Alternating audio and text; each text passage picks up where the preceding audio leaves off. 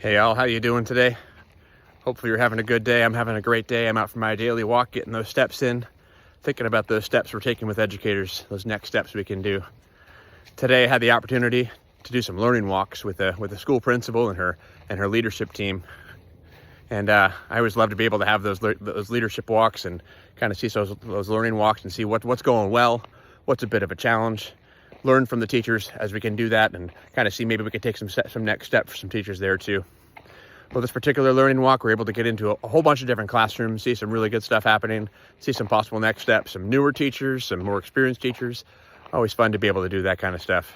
But today specifically, the leader was talking about that she's got some students with some very high social emotional needs, and some students that kind of tend to become a little dysregulated when a lot of commotion happens, or a little dysregulated throughout the day, different time periods of the day. And we were able to kind of debrief a little bit and kind of see, hey, what are some trends? What might be some triggers we have for some of those students? And of course, we can't solve everything in one day of professional learning, but we can think about some good things. Actually, let me pause for a minute.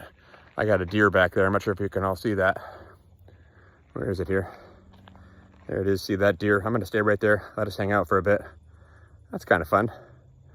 Well, as we're in our classrooms, kind of, I'll let you have the deer and I'll kind of talk to you here as we go here. So in the classrooms, we were kind of doing those learning walks. This isn't distracting at all. Fun stuff. But as we do that, we were talking about, hey, what are some trends we typically see?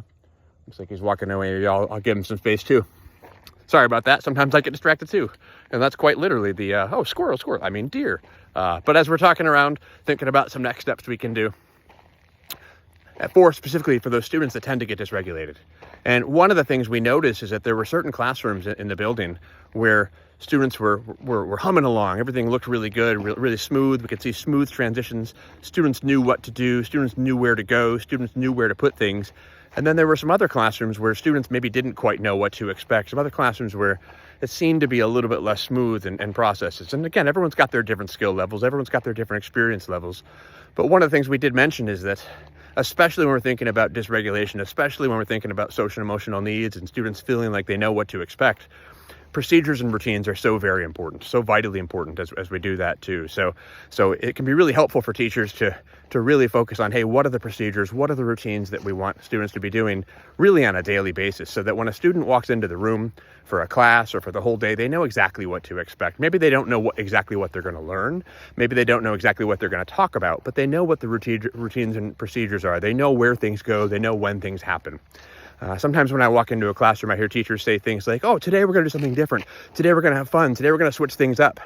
And especially if you have students with any kind of social emotional needs or any kind of behavior challenges, I might recommend that maybe we don't do that quite as often and kind of stick to a procedure and kind of say, hey, this is what we do. Students know what to expect. When they're able to do that, when they're able to do that, they're able to kind of make sense of the classroom they're in and feel safe and feel secure. And sure, it may not be the most fun game day that we have all the time, but again, we're going to have less behaviors and less disruptions because everyone knows what to expect.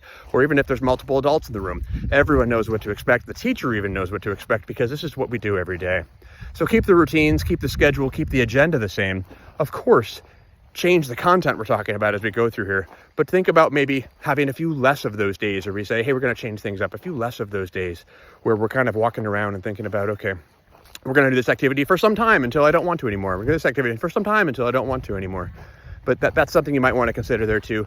A few less of the days where we change things up, a few more of the days that are kind of consistently on these schedules that we think about. You might even want to think about using a timer for yourself, whether you show it to students or not, but just to keep everyone smooth there too. So give that a shot. Feel free if you want to do that. Sorry about the distraction of the deer, but it's always fun to see some nature too. That's why we're out here. All right, everyone. Have a good day. Take those next steps.